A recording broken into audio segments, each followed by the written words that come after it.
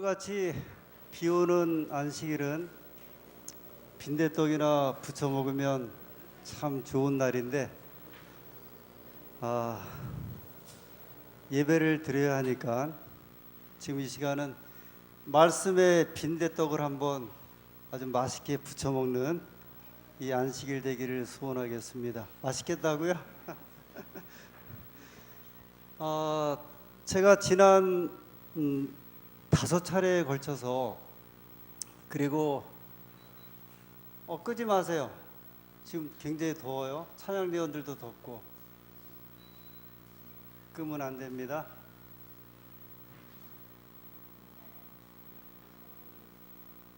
됐어, 이제 들어가 빨리. 괜찮아, 많이 올려줬어. 됐어요.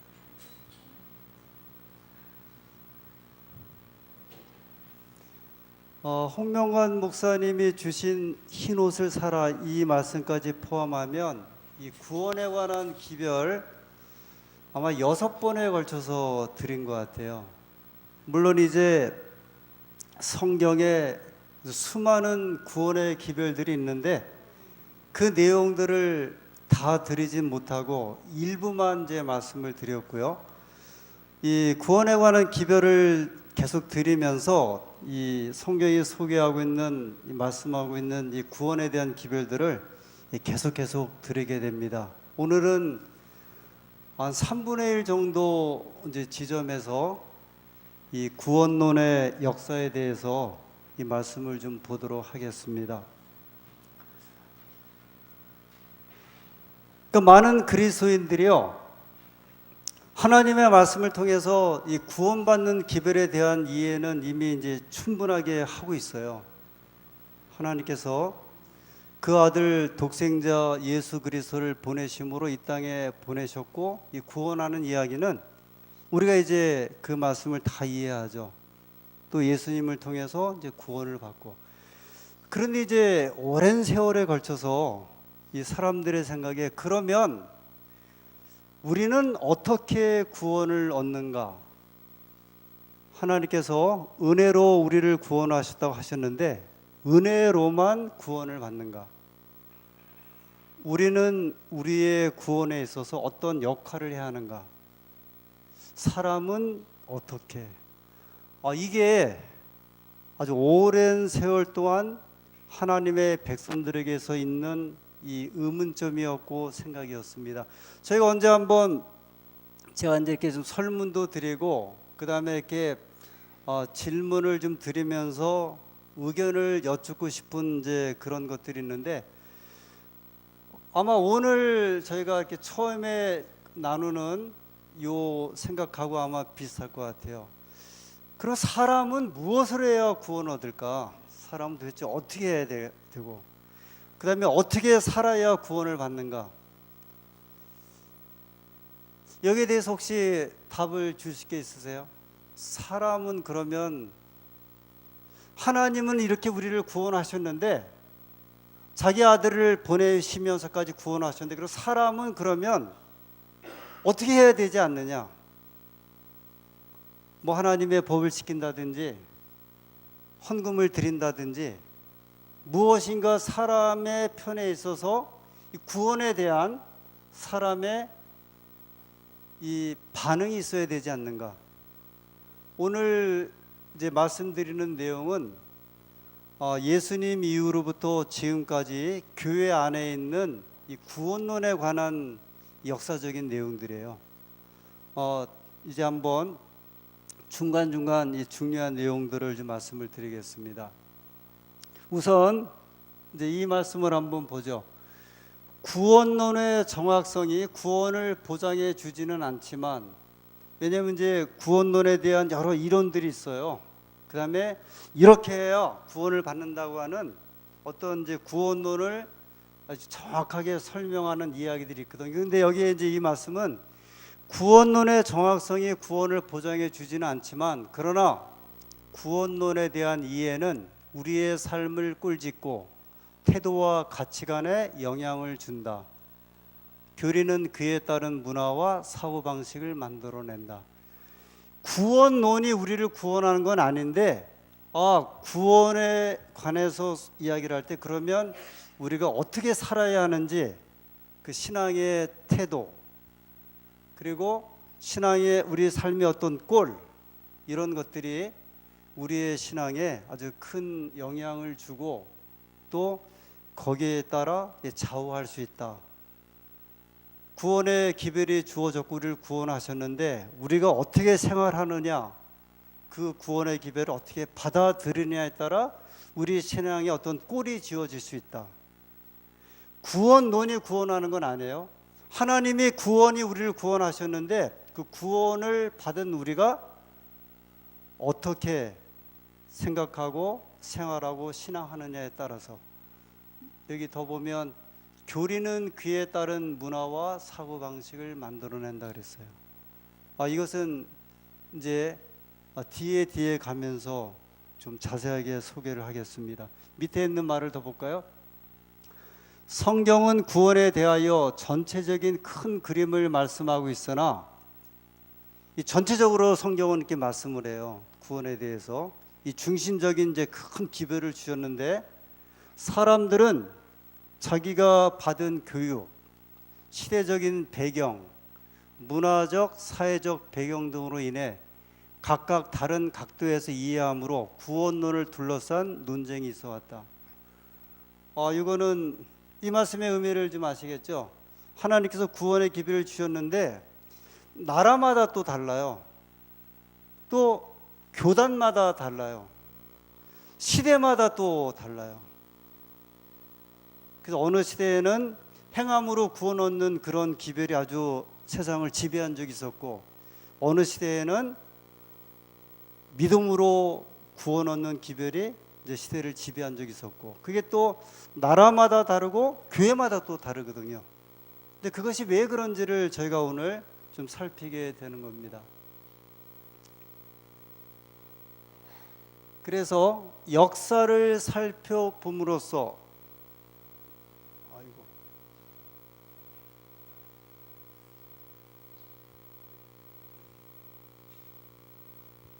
제가 너무 한쪽을 꽉 눌렀더니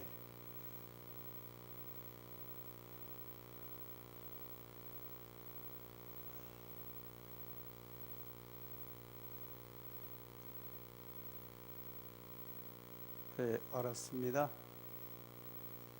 빈대떡 이야기가 좀 과했나 봐요. 이게 지금 여기요. 역사를 살펴봄으로써 우리는 객관적인 이치에 설 수 있고 또 전체적인 관점에서 문제를 바라볼 수 있게 된다.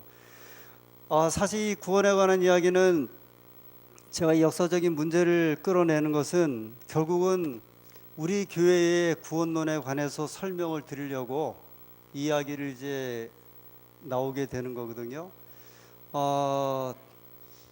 오늘날 우리 안식일 교인들이 가지고 있는 이 구원에 대한 생각, 그 다음에 구원에 대한 어떤 확신을 자신 있게 못하는 이런 이유가 무엇인지, 왜 어떤 교회 교우님들은 그걸 아주 강력하게 말을 하는데 우리 교인들은 여기에 대해서 주저하게 되는지, 이런 내용들을 이제 이 전체적인 교회 역사에 있는 내용을 좀 살펴보면서 여기에 대한 어떤 의문점, 좀 답을 찾아가고자 하는 겁니다. 역사적으로 보면 사도 시대부터 대략 한 5세기 초까지, 그러니까 예수님의 12제자로부터 5세기 초까지 이 구원론의 주제는 은혜로 구원받는다는 기별이에요. 하나님이 우리를 구원의 은혜를 주셨으니 우리는 그 하나님의 은혜로 구원을 받는다. 이제 무슨 말씀인지 아시겠죠? 어떤 사람의 공로로 구원을 받거나 우리의 어떤 일을 통해 구원받는 게 아니라 전적으로 하나님의 은혜로 구원을 받는다. 그래서 여기 보면 하나님께서 은혜로 구원을 선물로 주셨고 사람은 믿음으로써 그것을 받아들이고 순종함으로써 그 믿음의 진실성을 보일 때 구원은 이루어진다. 이게 이제 대략 한 400~500년 동안 이 믿음을 가지고 신앙하는 백성들의 일반적인 이제 그런 신앙적인 모습이었습니다. 약 한 500년 동안 이제 이런 가르침으로 이 신앙의 흐름이 내려오다가 이 중세 시대로 들어가게 되죠. 이 중세 시대는 저희가 잘 아는 대로 이 가톨릭 그 교회 시대에 로마 가톨릭 교회 시대이고 그다음에 이 천주교회 시대죠. 이때 구원론에 대한 이 중점적인 내용은 뭐냐면 공로주의예요. 아까 예수님 제자로부터 5세기까지는 은혜주의인데 공로주의는 뭐예요? 은혜는 하나님의 은혜로 우리가 구원을 받았다는 것이고요. 공로는요, 행함. 어떤 행함이요? 무엇을 행해야 구원을 받는다는 이제 기별이죠. 이 시대는 그 가톨릭 교회가 이제 교회를 세우고 그다음에 유지하고 강조하면서 초기 한 500년 동안 우리가 예수님을 믿음으로 받아들이고 믿음을 통하여 구원받는다고 하는 소위 믿음으로 구원받는다는 그 기별에서 이 중세 시대에는 공로를 통해서 구원을 받는다. 이제 그래서 그 대표적인 것들이 고행, 구제, 금욕, 그다음에 금식 이런 것들입니다. 그래서 이제 고행을 아주 강조를 하죠.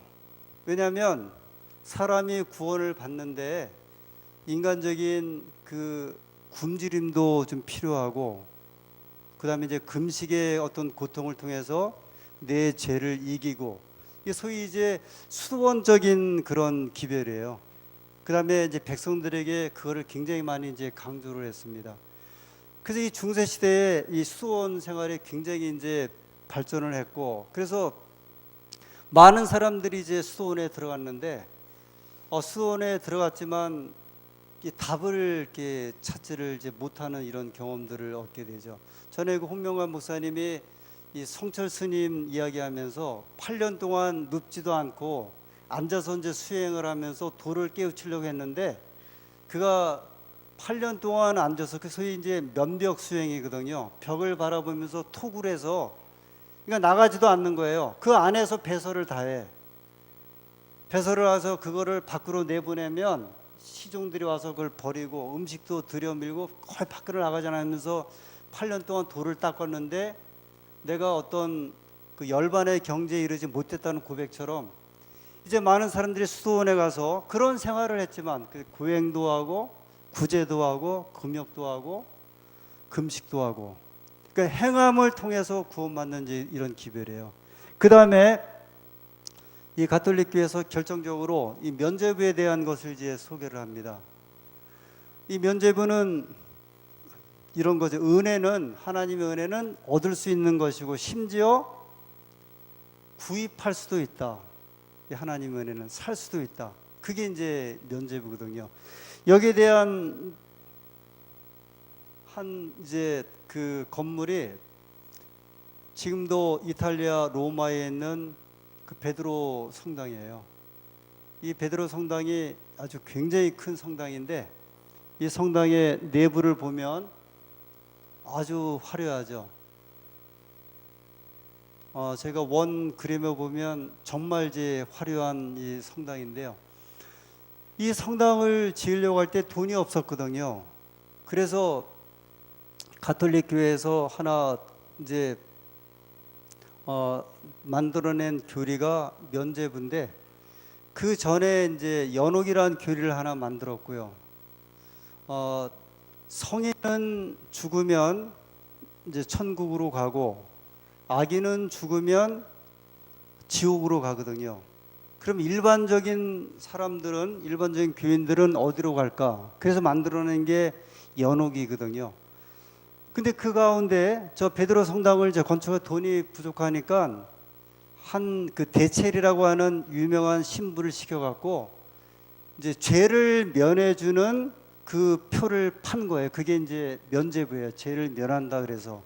그래서 예를 들면 당신이 만약에 하나님 앞에 이 베드로 성당을 건축하는데 뭐 5천만 원의 헌금을 드리면 연옥에 가 있는 당신의 아버지가 어디로 이제 올라갈 수 있다 이야기를 하냐면 이제 천국으로 올라갈 수 있다.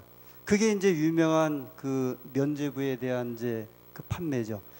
그러니까 그렇게 이제 거의 한 1000년 이상을 이 중세 시대에 행함으로 얻는 구원에 대한 걸 가르쳤어요. 그러니까 구원을 받으려면 우리가 행함으로 구원을 이룰 수 있다. 하나님이 구원을 준 건 맞는데, 그러나 우리는 이런 고행이라든지 구제라든지 금식이라든지 심지어는 면죄부를 사서 우리가 구원을 받을 수 있다. 이게 이제 성서적이지 않으니까 마침내 그 유명한 그 종교개혁자 마틴 루터가, 이분이 천주교 사제였거든요. 그가 어느 날 로마에 가면 그 빌라도의 그 계단이라고 하는 계단이 있어요.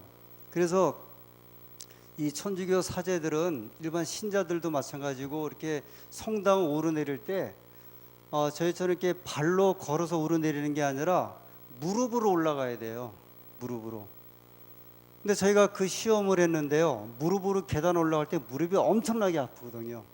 근데 그게 다 일종의 이제 고행의 어떤 이제 경험이에요. 그 예를 들면 그 천주교나 그 다음에 불교에 있는 분들이 묵주를 돌리잖아요. 묵주를 하나씩 돌리면서 하나씩 이렇게 돌릴 때마다 그들이 이제 성모송을 부르고 노래를 부르고 그 마음의 표현을 하는데, 모든 어떤 생활의 이런 것들이 사람의 행함을 통해서 하나씩 이루어지는데, 그 중에 하나가 계단을 올라갈 때 사제들이 무릎으로 올라가면서 하나님께 참회의 기도를 해요. 하나 올라가고 그 고통 속에서 하나님께 기도하고 또 하나씩 올라가고. 근데 마틴 루터가 그 계단을 올라가는데 그가 읽었던 로마서 1장 17절의 말씀이 이제 떠올랐어요. 의인은 믿음으로 말미암아 살리라. 이게 아주 유명한 마틴 루터의 종교 개혁의 불씨를 당겼던 말씀이에요. 우리가 구원을 받는데 행함으로 구원을 받는 것이 아니라, 성경은 분명히 말씀하기를 무엇으로 구원을 받는다? 믿음으로.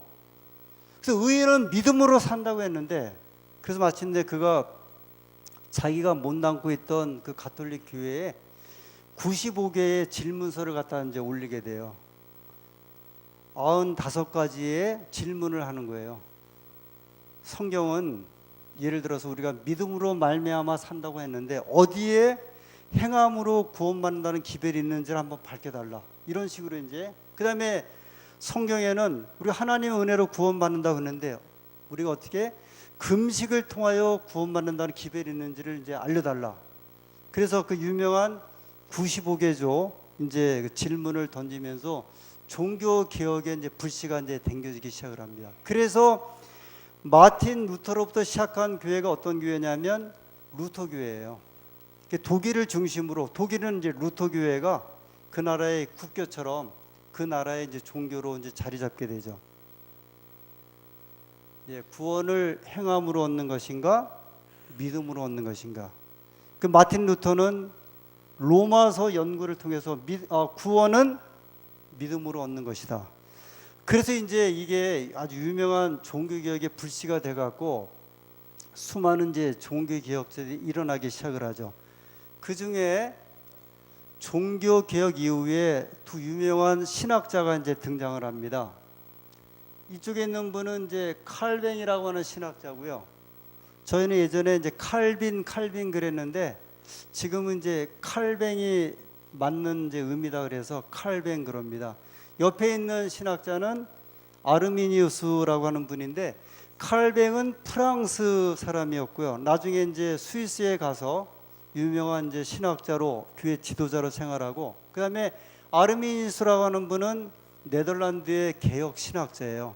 그러니까 마틴 루터의 믿음으로 구원 얻는다는 기별을 받아들이고 그다음에 이제 개혁주의 신학자가 돼갖고, 다 이 사람들은 원래 천주교에 속해 있던 사제들이었거든요. 그런데 마틴 루터의 종교개혁 이후에 하나님의 백성은 믿음으로 구원받는 것이 성경의 기별이다. 이제 그걸 받아들여서 신학을 이제 발전하신 분들입니다. 그런데 여기 있는 이 칼뱅이 이렇게 이제 가르쳤어요. 저희가 좀 주목해 볼 말씀인데, 하나님께서 자, 이 말이 맞는 말인지 안 맞는 말인지를 한번 보세요. 하나님께서 십자가에서 어느 누구도 구원하지 않고 단지 구원을 위한 길을 마련하셨다. 어떻게 생각하십니까? 하나님께서 십자가에서 어느 누구도 구원하지 않고 단지 구원을 위한 길을 마련하셨다. 태영 형제 아니라고 그러는데 왜 아닌 것 같아요? 그러면 뭐예요?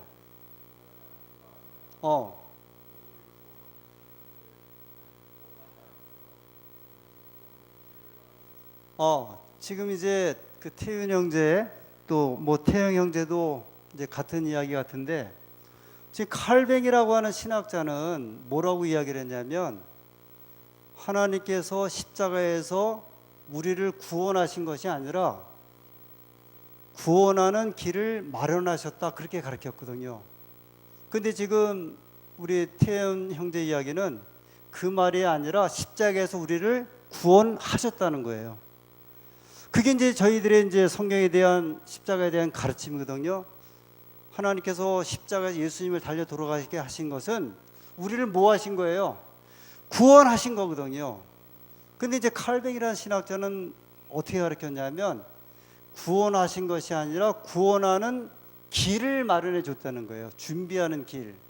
그래서 그러면서 이렇게 이야기를 해요. 이게 유명한 이제 예정론에 관련된 거라, 구원을 위한 하나님의 준비는 모두를 위한 것이 아니라 오직 선택받은 사람들만 위한 것이다. 자, 여기 주무시는 분들 깨세요. 이거 중요한 거라 지금 꼭 보셔야 돼요. 여기서 이제 하나 더 발전한 게 뭐냐면, 오직 선택받은 자들만. 이게 무슨 이야기예요? 유명한 예정론이에요. 여기 에베소서에 보면 창세전에 그리스도 안에서 우리를 택하사, 그래서 하나님께서 구원을 다 주신 것이 아니라 하나님께서 이미 창세전에 구원받을 사람과 안 받을 사람을 이미 다 정하셨다는 거예요. 이게 유명한 이제 예정론입니다. 구원하기를 어떤 사람은 예정하셨고 어떤 사람은 예정하지 않으셨고. 자, 그러면 여기서 이 칼뱅이라는 사람이 말한 예정론에 대한 이야기는 무슨 이야기예요? 어떤 사람을 정했고 어떤 사람은 정하지 않았고, 한 번 이제 구원받은 자는 영원히 구원받고요. 하나님께서 한 번 구원하기로 선택하지 않는 사람은 하나님께서 선택하지 않으셨다는 거예요. 이 말은 아무리 노력을 해도 어떤 사람은 구원받기로 선택하지 않으셨기 때문에 절대로 하나님께서 그 사람이 착한 일을 많이 해도, 옳은 일을 많이 해도 구원받을 수 없고, 어떤 사람은 아무리 악한 일을 많이 해도요, 하나님께서 그 사람을 구원하기로 선택하셨기 때문에 구원을 받는다. 이게 그 유명한 영원 구원설이에요. 한 번 구원받은 사람은 그래서 이제 이 칼뱅의 이 가르침에 대해서 이렇게 이제 이야기를 하면, 그 장로교회에서 이 칼뱅 때문에 나온 교회가 이제 장로교회거든요. 아까 마틴 루터 때문에 만들어진 교회가 이제 루터 교회고, 저희 교회에 이제 가끔 이렇게 교회 나오시는 그 분이 계시는데, 이분이 3대째 장로교인이세요. 그리고 지금도 자기 작은 오빠가 목사고 장로교회 목사. 그래서 남자를 따라 가끔 나오긴 나오지만 이제 그 장로교적인 이제 가르침이 있거든요. 근데 지난번에 이제 나왔을 적에 제가 이제 구원론에 대한 준비를 하면서 그 장로교인들의 그 구원관을 다시 한번 확인하고 싶어갖고 좀 물어봤어요. 지금 이분은 한 10년 정도 교회를 안 다니시는 분이에요. 그 장로교회도 안 다녀요. 안 나가는 이유는 이제 장로교회 안에 있는 그 어떤 폐를 보고서 이제 안 나가는 분이에요. 근데 이제 남자 따라 가끔 저희 교회를 나와요. 그래서 물어봤어요. 그러면 당신은 이 구원에 대한 확신이 있습니까? 그러니까 물론이요 그러더라고요. 그래서 제가 그랬거든요. 10년 동안 교회를 안 나갔는데 그랬더니 아니에요. 하나님이 나를 구원하셨어 그래요. 그러니까 이런 이야기예요. 장로교회를 나가다가 10년이고 20년, 30년이고 안 나갔는데 이 사람들은 무슨 확신이 있냐면 나는 하나님께서 구원하셨다는 거예요. 교회를 안 나가도. 심지어는요, 이제 무슨 이야기까지 하냐면 이 사람이 큰 범죄를 저질러도 하나님께서 나를 구원하셨기 때문에 내 구원은 소멸하지 않는다. 이게 예정론이 하나님께 창세전에 나를 예정하사 나를 구원하셨기 때문에. 어떤 사람은 내가 아무리 열심히 하나님을 믿고 싶어도 내가 신앙생활에도 구원이 없다 그래요. 왜냐하면 하나님께서 이 사람을 구원하지 않았기 때문에. 자, 이게 성서적으로 맞아요, 틀려요? 그래서 성경에는 여기 요한복음 12장 32절에 다 같이 한번 읽겠습니다. 시작. 내가 땅에서 들리면 모든 사람을 내게로 이끌겠노라. 예수님이 하신 말씀이거든요. 내가 땅에 들리면 이건 십자가 사건이거든요. 내가 십자가에 매달리면 예수님이 뭐라고 말씀하셨어요? 내가 택한 사람만이 아니에요. 내가 구원받기로 예정한 사람만이 아니라 분명히 말씀하시기를 모든 사람을.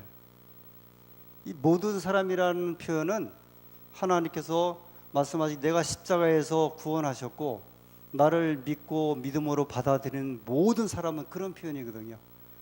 요한복음 3장 16절 이건 아주 유명한 말씀이고 이 말씀에 이제 예수님께서 이 땅에 모든 사람을 구원하셨다는 이 기별의 이 아주 정점에 있는 말씀이 이 말씀이죠. 요한복음 3장 16절 다 아시죠? 하나님이 세상을 이처럼 사랑하사 독생자를 주셨으니 뭐라고 돼 있어요? 이는 그를 믿는 자마다. 이게 이제 구원의 기별이에요. 그래서 이런 이제 성경 말씀을 하면서 어떻게 하나님께서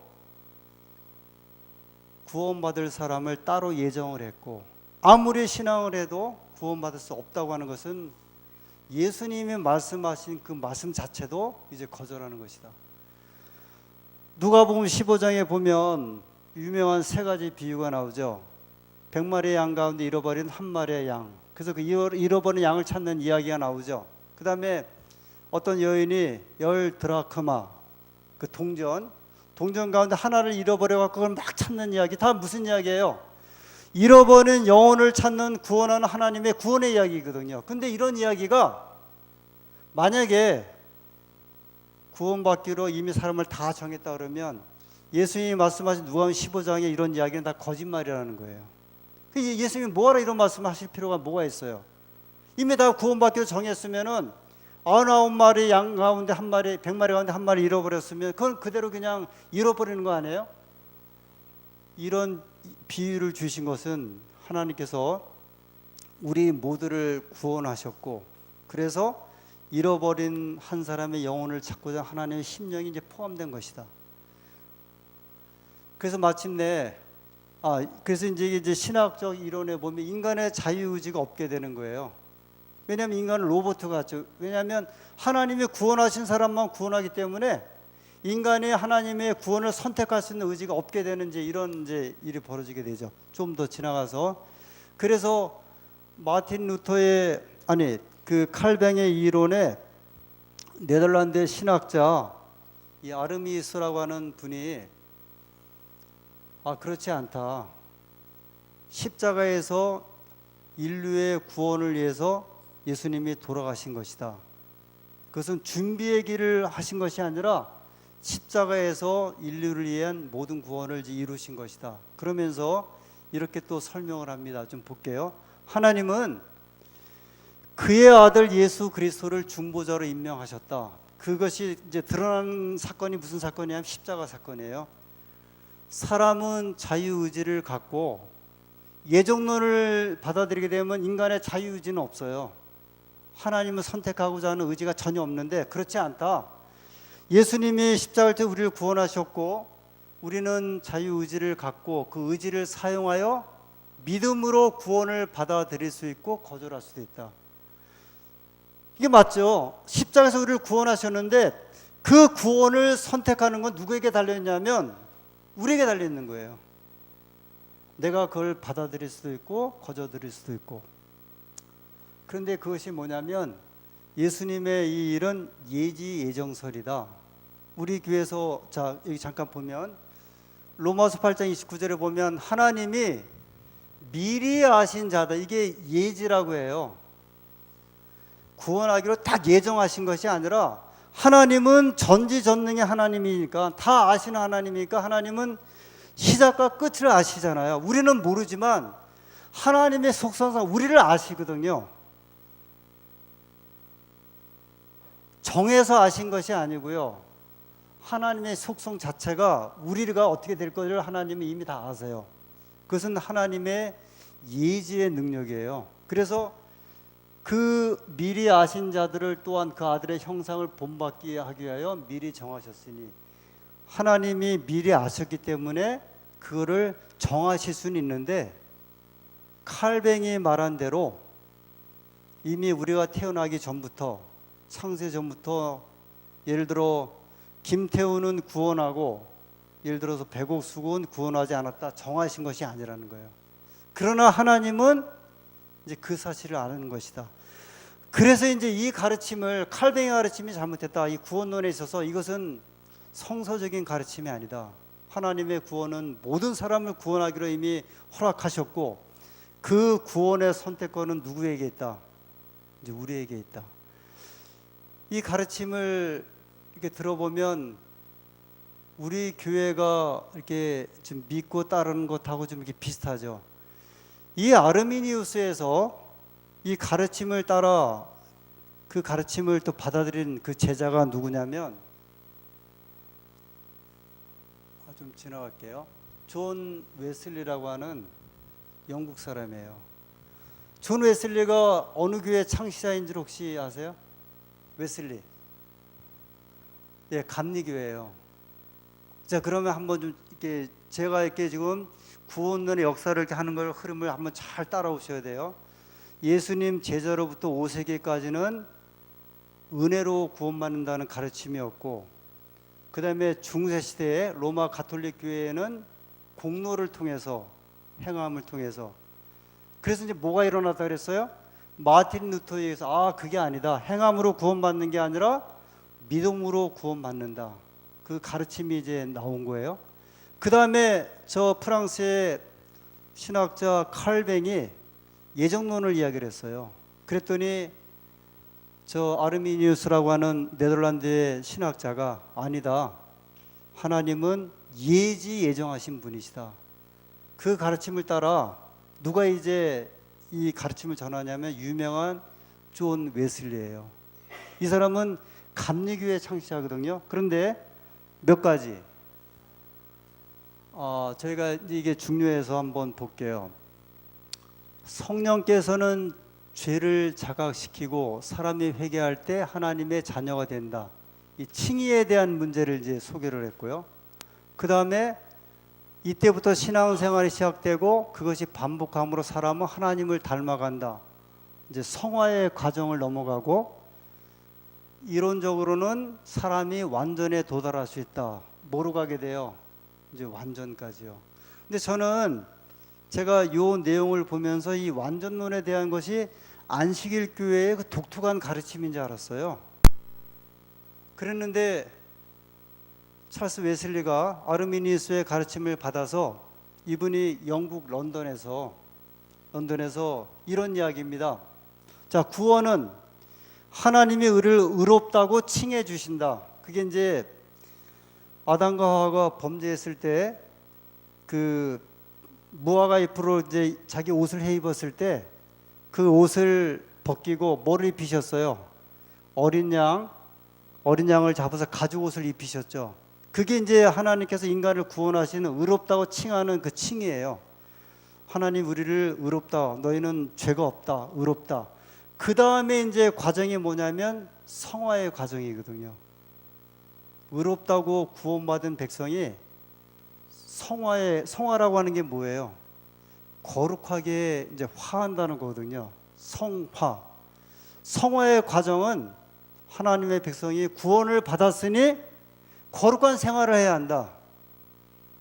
쉽게 말씀드리면 구원받은 백성이 도적질을 하면 안 되고, 왜냐하면 구원 받으려고 그러는 게 아니라 구원 받았기 때문에 구원받은 백성의 생활을 해야 한다. 거짓말을 하면 안 되고 의로운 생활을 살아야 한다. 그것이 이제 성화거든요. 그러면서 웨슬리는 뭐라고 이야기를 했냐면 하나님의 백성들이 어디까지 이룰 수 있다? 완전까지 이룰 수 있다 그랬어요.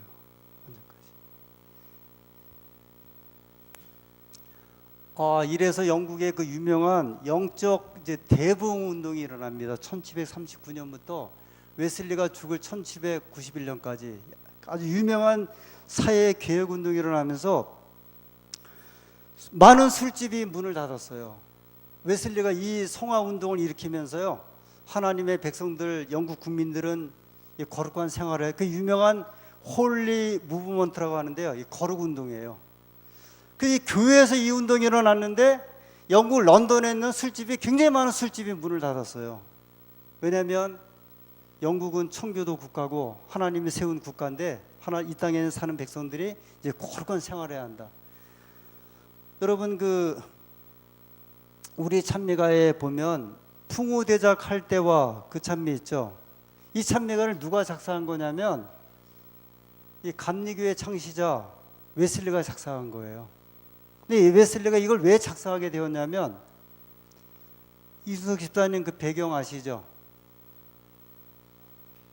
웨슬리가 미국에 전도하러 갔어요. 근데 배를 탔는데 대서양을 건너가는데 배가 엄청난 풍랑을 만나갖고 막 이제 뒤흔들리는데 그 배에 탄 사람들이 다 이제 빠져 죽겠다 생각을 했어요.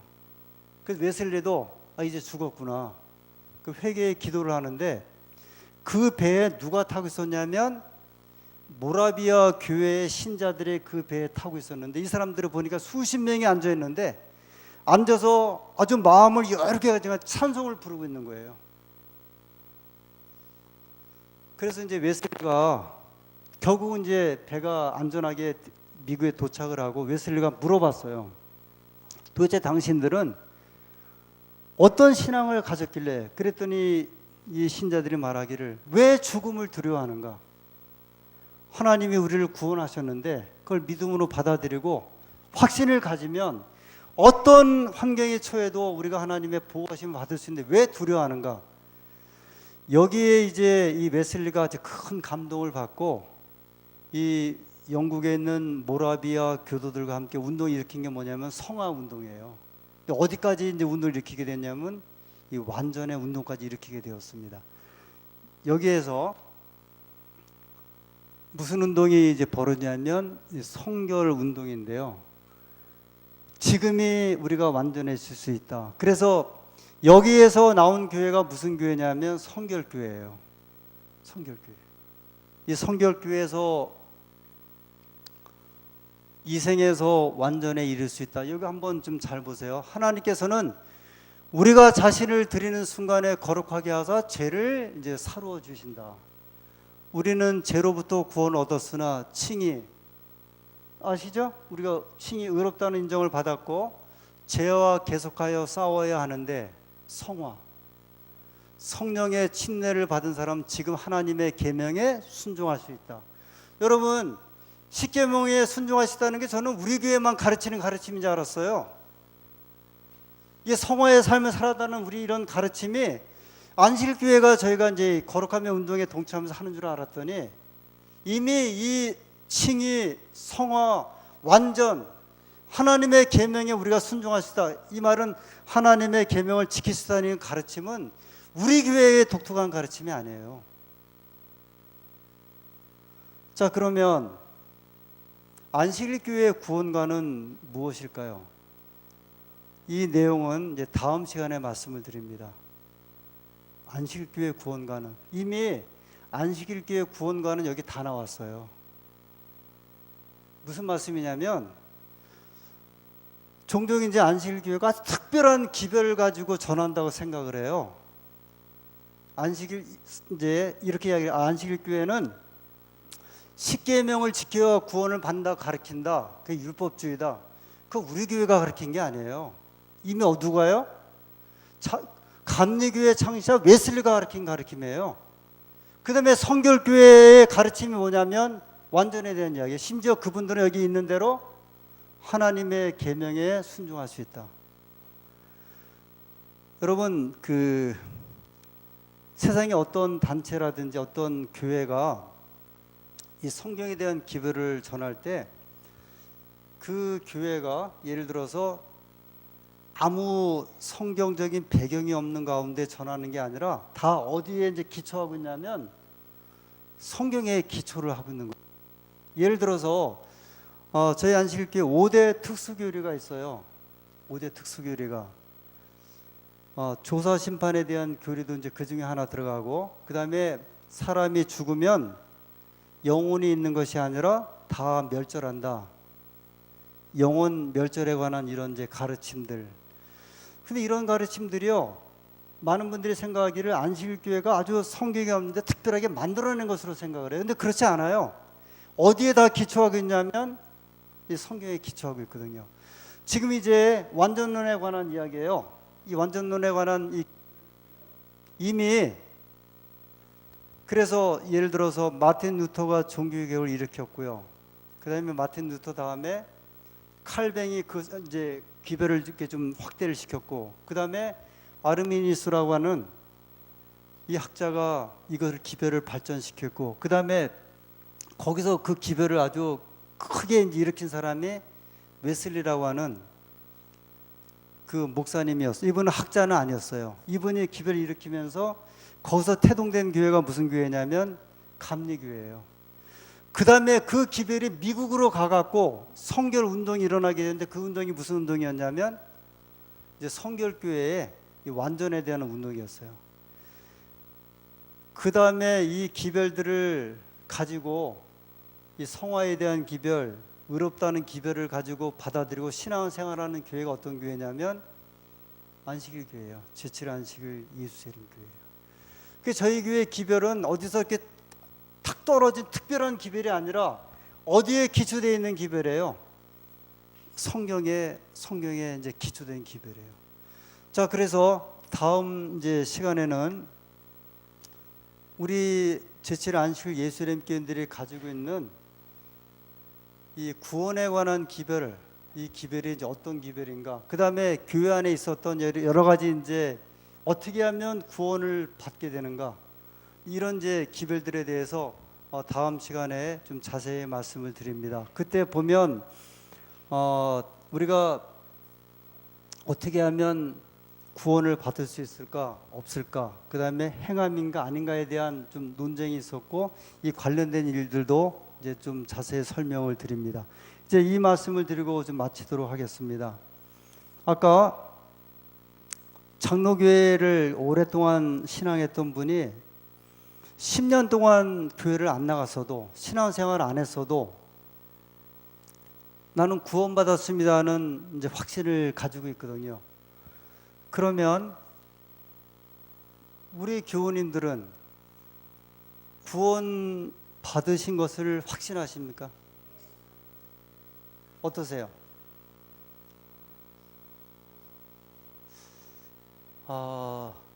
이런 질문들을 그 집회에서 좀 많이 했어요.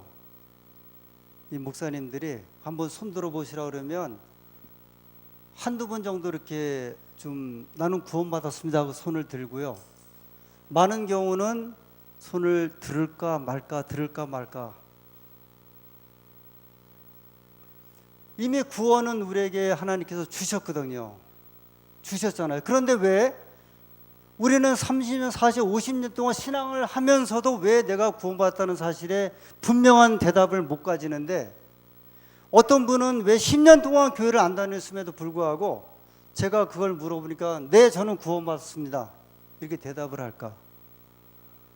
여기에 대한 우리의 숙제는 다음 시간에 좀 살펴봐야 될 것 같아요. 이게 굉장히 중요한 거거든요. 왜 이런 현상이 생기게 되었을까? 하나님의 은혜가 제가 이제 구원론을 하고자 하는 여러 이유가 있어요. 제 자신의 개인적으로 이 사실에 대해서 좀 이렇게 더 깊이 알기를 소원하고, 또 신앙하는 우리 교우님들이 이 가지고 있는 이 구원에 대한 확신, 사실은 우리가 지난번 5번, 6번까지 드린 이 구원에 대한 기별을 들으면 다음에 구원에 대한 확신을 가질까 말까를 전혀 생각할 필요가 없거든요. 우리를 구원하셨는데, 그런데 그럼에도 불구하고 왜 우리가 이 분명한 대답을 하지 못할까? 이 일에 대해서는 왜 그런가 한번 생각을 하고 오시면 좋을 것 같아요. 제가 좀 여쭤볼 질문도 있고요. 그러면 이제 교우님들은 돌아가셔서, 그럼 왜 우리는 그러면 그런 확신을 갖지 못할까?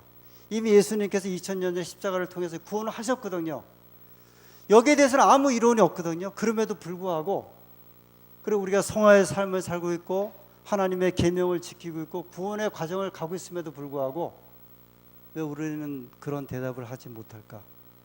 우리가 앞으로 이제 한 주, 2주 정도 이 문제를 한번 생각하신 다음에 다음 시간에 우리 재림교인들이 가지고 있는 이 고민, 그 다음에 확신에 대한 결여, 이런 것들이 하나님의 말씀과 약속을 통해서 한번 풀어지는 이런 경험들을 하시게 되기를 간절히 소원하면서 오늘 말씀을 마치겠습니다.